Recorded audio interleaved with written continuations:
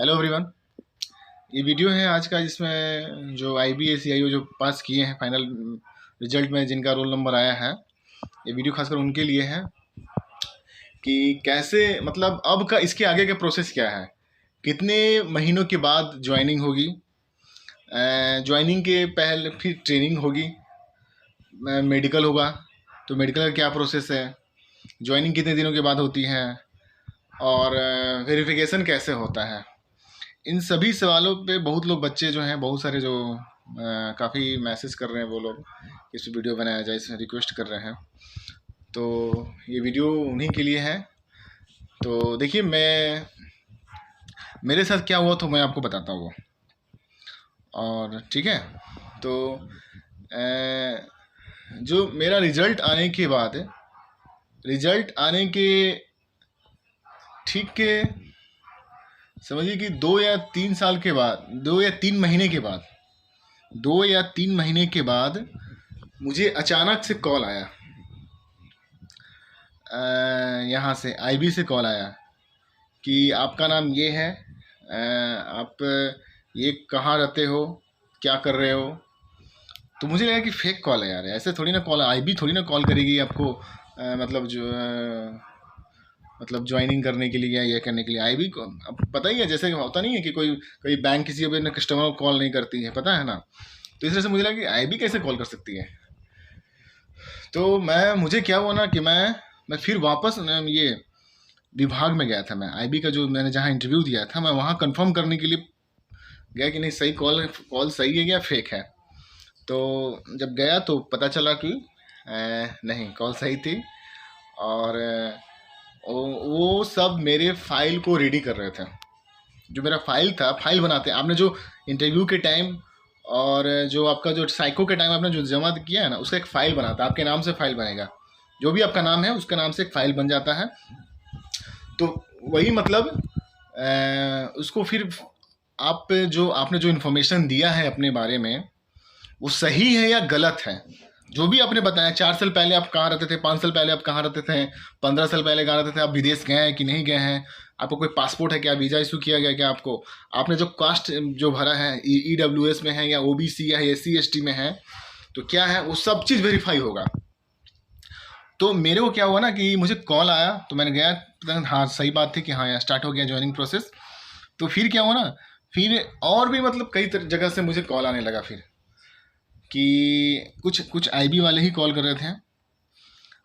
ये ठीक 2 या 3 महीने की बात मतलब बता रहा हूँ, फाइनल रिजल्ट आने के ठीक है 2 या 3 महीने के बाद। तो IB वाले कॉल करने लगे कि हाँ भाई, आपका मतलब ये सब जो आपने जो डॉक्यूमेंट दिया है, और जैसे आपने जो पता बताया है वो सही कि गलत है। तो उसके लिए तो पुलिस तो आती ही है, पुलिस आएगी फिर आपको पता वेरीफाई करने के लिए, जांच करने के लिए पुलिस आएगी। और पुलिस आई थी। फिर जो स्टेट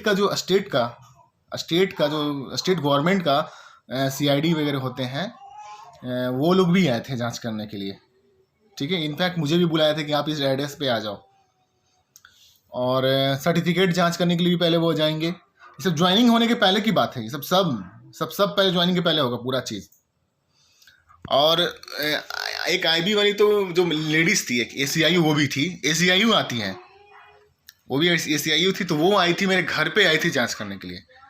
और इवन जो हमने अपने रिलेटिव्स के बारे में लिखा है कि मेरी सिस्टर का घर यहाँ है, मेरे मामा का घर यहाँ है, मेरे दादा का घर, ये चाचा, वहाँ भी जांच करने जाएंगे वो।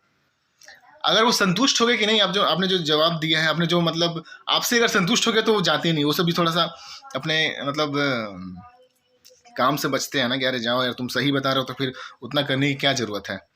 वही बात है। तो इस तरह से वेरीफाई होगा, आपका जांच होगा। और जब ये सब पूरा बढ़िया से सब पहले मतलब IB वाले खुद आपके घर पे आके करेंगे। अगर आप कहीं, आपका जो नेटिव प्लेस कहीं और जगह पे है, गांव में है, तो गांव में भी जांच पक्का होगी। आप शहर में कहीं अगर कहीं और जगह पे रह रहे हैं तो वहाँ भी जांच होगी। सेम टाइम भी हो सकती है जांच। अगर एक पुलिस इधर आई हुई है, आपके घर पे आई हुई है, मतलब शहर वाले घर पे, और तो एक गाँव वाले घर पे भी जाएगी सेम टाइम पे। ये सब जांच एकदम फटाफट, बहुत तेज़ी से होता है, एकदम मतलब हाई प्रायोरिटी पे ये जांच होती है सब चीज़। और वही सब देखा जाता है। आपका स्कूल भी विजिट की जाएगी कि हाँ भाई आपने जो सर्टिफिकेट किया सही में मैट्रिक पास किया कि नहीं, आपने सही में आपने इंटर पास किया कि नहीं, ग्रेजुएशन में आपने पास किया कि नहीं, सब पूरा जांचोगे बढ़िया से। तो ये सब होने के बाद, ये सब जब हो जाएगा तो उसके ठीक 1 महीने बाद या 2 महीने बाद फिर आपका दिल्ली से, न्यू दिल्ली से आपका ज्वाइन लेटर आएगा। अब ऐसा नहीं कि आपने जहाँ जयपुर में सेंटर है या फिर अपने लखनऊ में या मुंबई में आपने इंटरव्यू दिया तो मुंबई से लेटर नहीं आने वाला आपको ज्वाइन लेटर। ये सीधा न्यू दिल्ली से, होम मिनिस्ट्री से आती है, मिनिस्ट्री ऑफ होम अफेयर्स का है ना, वहीं से आपको लेटर आएगी स्पीड पोस्ट करके आपके नाम से, और उसको आप रिसीव कीजिए। रिसीव करने के बाद मतलब यही जो है ना, ये जो वेरिफिकेशन इस तरह से क्रॉस वेरिफिकेशन होता है, इसके ठीक है 1 या 2 महीने के बाद आपको ज्वाइन लेटर आती है, ठीक है। और तो ये हो गया।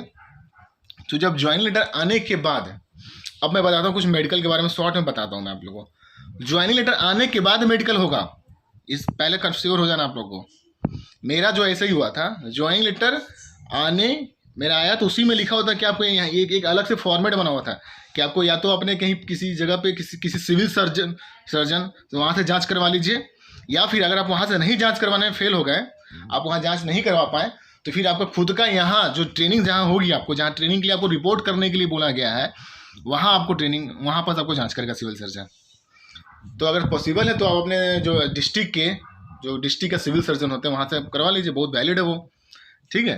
तो वो हो गया। उसके बाद फिर आपका ट्रेनिंग स्टार्ट हो जाएगी। अब ट्रेनिंग दो, मध्य प्रदेश में भी ट्रेनिंग होती है और राजस्थान में भी ट्रेनिंग होती है, ठीक है। तो फिर ट्रेनिंग दो, फिर आप ज्वाइन कर लो, और क्या, ठीक है। तो आज ये हो गया। तो आज के वीडियो में बस इतना ही बताता हूँ मैं, और मैं कुछ बाकी नेक्स्ट वीडियो में आप लोगों को मैं बताऊँगा, ठीक है। मिलते हैं नेक्स्ट वीडियो में। Thank you.